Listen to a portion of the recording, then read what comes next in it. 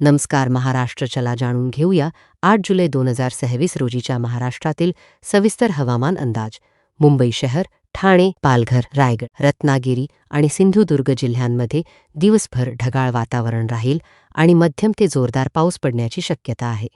तर पुणे, सातारा, सांगली, कोल्हापूर आणि सोलापूर जिल्ह्यांमध्ये हलका ते मध्यम पाऊस पडण्याची शक्यता आहे.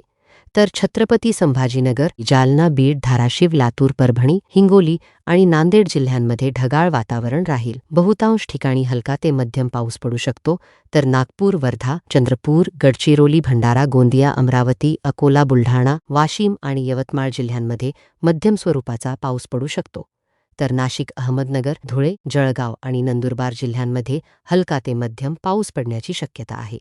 हा होता 8 जुलै 2026 रोजीचा महाराष्ट्र राच्या सविस्तर हवामान अंदाज. उद्याच्या हवामानाचा अचूक अंदाज, पावसाचे इशारे आणि महाराष्ट्रातील प्रत्येक जिल्ह्याची माहिती सर्वात आधी पाहण्यासाठी महाराष्ट्र हवामान लाईव्हला नक्की फॉलो करा. धन्यवाद.